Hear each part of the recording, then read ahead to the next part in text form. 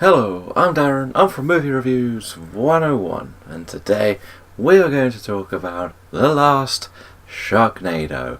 It's about time. The sixth in the franchise, directed by Anthony C.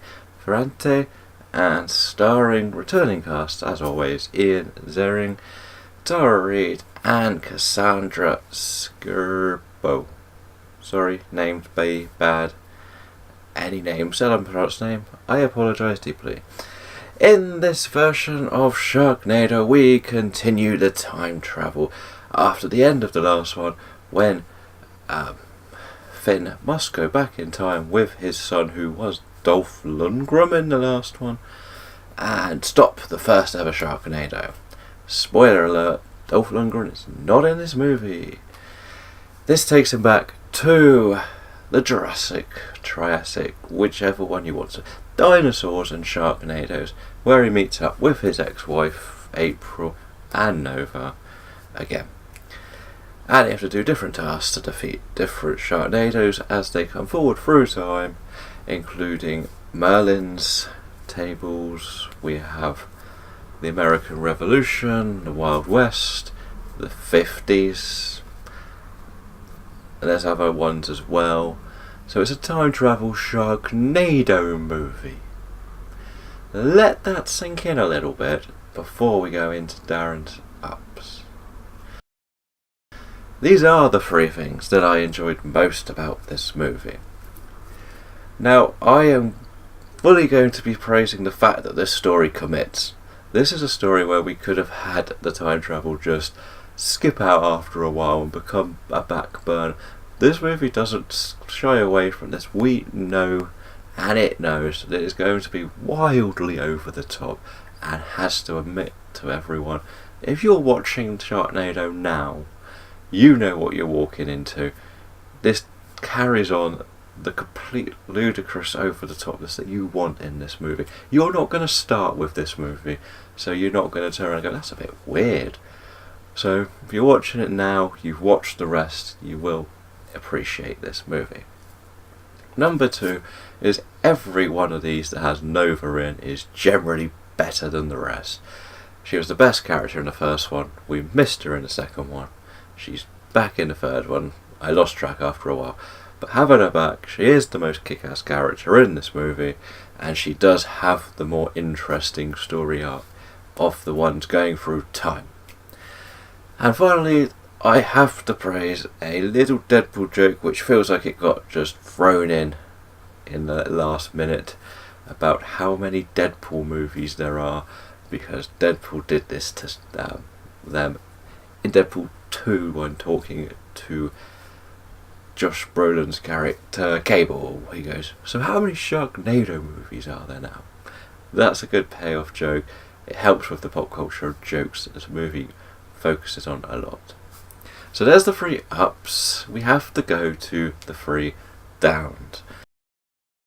Yes, we have to have 3 downs and 3 ups. The first one is, considering this movie is about tornadoes with sharks in them, this has got to be the least tornado and sharks in any of the movies in the franchise. We do focus a lot more on the time travel one. It just always feels like a cop-out to get out and think, here's a shark that's going to eat someone or something, and that's it. They were never felt threatening in this movie, the Sharknadoes. Well, I know they're not exactly the most real thing you're going to bump into on a Saturday night. It's just the fact that this one is just, they're there. It's sort of like, they almost feel like a zombie movie that's about the human problem, and that was an issue for me. I wanted just crazy sharks eating people.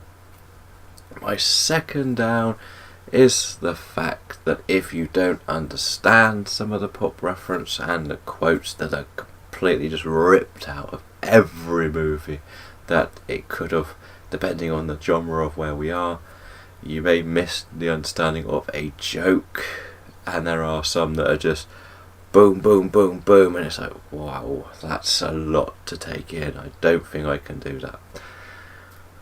And the final thing is, we know the effects are not going to be good or to a best edit, but that usually adds to the story here and the comedy of everything. But for me, this has got to be the weakest of the whole franchise for effects. And just the fact that we're just batting sharks off, and the sharks are like the size of arms, but then suddenly they just fly like forever, and it's like, well, I was a bit I didn't like it that much. But let's be honest, you're not going to be watching this Sharknado movie unless you've seen the rest.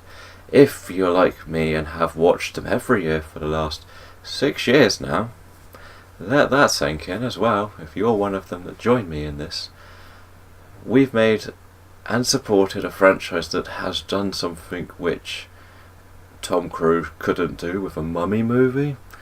It's proven that you can just make something that's crazy, fun, and gives the audience a smile. We know we have the weaknesses, but they're part of the charm of these movies. I'm going to have to say, I'm going to give this one a 3 out of 5. I do feel like this is hopefully the nice conclusion to the franchise. Let me know in the comments below what you think about the last Sharknado. Hopefully. Maybe that should have been the subtitle. The last Sharknado. Hopefully with a question mark. Because then we could have done another sequel. Let's see how many people watched it. Let's be honest. Yeah, let me know what you think. And of all the Sharknado movies. I'm sure people are going to hate some. And they're going to love some. I've been Darren. And I'm going to leave you now. Because I'm out.